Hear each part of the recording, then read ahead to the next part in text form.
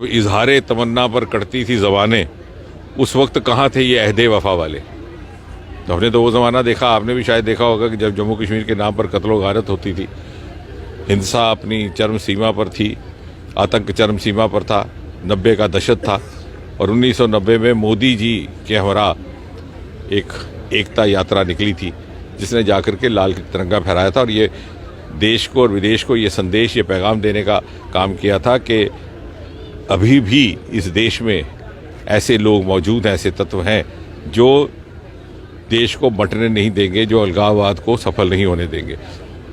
लेकिन उस समय इन्हीं लोगों ने, कांग्रेस और इनके समर्थकों ने उसको विफल करने का भरपूर प्रयास किया, दमन किया, ऑपरेशन किया। और इतना ही नहीं, उसके लगभग 20 वर्ष के बाद 2011 में तिरंगा यात्रा निकली थी भारतीय जनता पार्टी के द्वारा।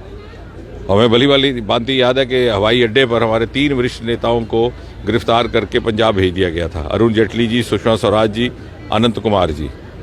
अब ये शायद भूल गए हों, लेकिन हम नहीं भूल सकते कि वो कार्यकर्ता के रूप में हम ही धरने पर बैठे थे हवाई अड्डे के बाहर। शमशेर सिंह जी अध्यक्ष रहा करते थे उस समय भाजपा के, और तब भी नेशनल कॉन्फ्रेंस कांग्रेस की सरकार थी यहाँ पर। बहुत आग्रह करने पर भी इन्होंने हमारी बात नहीं खोली।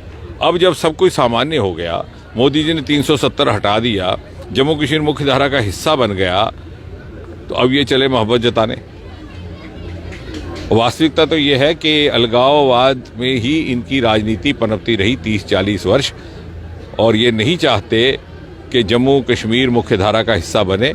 ये चाहते हैं कि वही स्थिति जारी रहे, 10% वोट पड़े, विधायक भी बन जाओ, सांसद भी बन जाओ, पीढ़ी दर पीढ़ी वंशवाद भी चलता रहे। और दूसरी बात जो आपने पूछी नहीं, लेकिन आपके लिए रुचि का विषय होगा और आप अगले कुछ दिनों में उसके ऊपर नजर रखिए।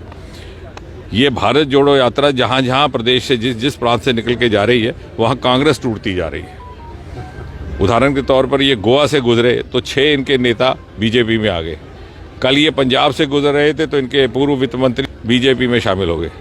आज अभी ये प्रवेश करने जा रहे हैं तो यहाँ पर इनकी प्रवक्ता पहले से ही अपने इस्तीफे की घोषणा कर चुकी है।